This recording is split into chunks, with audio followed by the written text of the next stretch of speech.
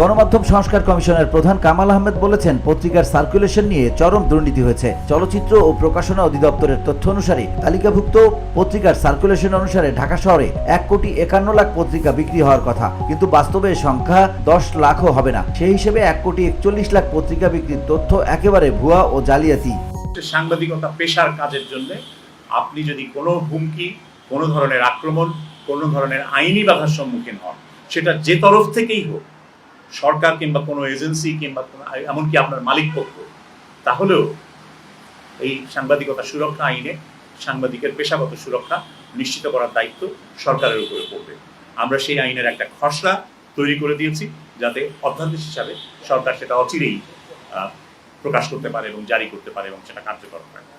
সরকারি হিসেবে মিডিয়াভুক্ত হিসেবে 600টি পত্রিকা সরকারি বিজ্ঞাপন পাচ্ছে, কিন্তু পত্রিকা তারা বিক্রি করেন দুটি হকার সমিতির হিসাব অনুসারে মাত্র 52টি পত্রিকা নিয়মিত বিক্রি হয়। যে পত্রিকা প্রকাশিত হয় না সে পত্রিকা কি কেউ কেনে? এগুলো শুধু সরকারি বিজ্ঞাপন পাওয়ার জন্য দেখানো হয়। দীর্ঘদিন যাবৎ এই অনিয়ম, দুর্নীতি, জালিয়াতি হয়ে আসছে।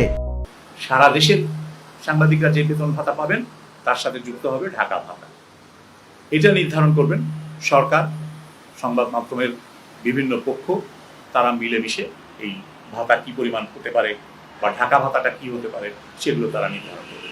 আমরা এটুকু পর্যন্ত বলেছি, বিভিন্ন পদের জন্য বেতনের পার্থক্য কি হবে না হবে সেগুলো ঠিক করার পদ্ধতি এই অংশীজনরা মিলে এবং সরকার মিলে ঠিক করবে।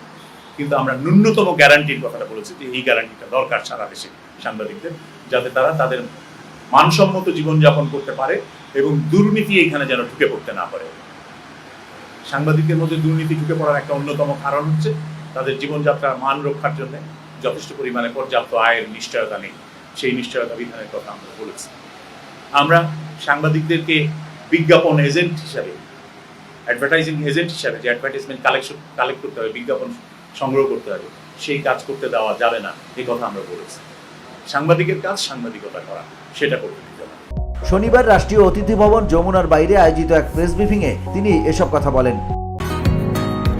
বসুন্ধরা, উত্তরা, বনশ্রী, কুড়িল ও বাড্ডা সহ রাজধানীর বিভিন্ন স্থানে অভিজাত ও অত্যাধুনিক মানের ফ্ল্যাট কেনার এক নির্ভরযোগ্য প্রতিষ্ঠান প্লেজেন্ট প্রপার্টিজ লিমিটেড।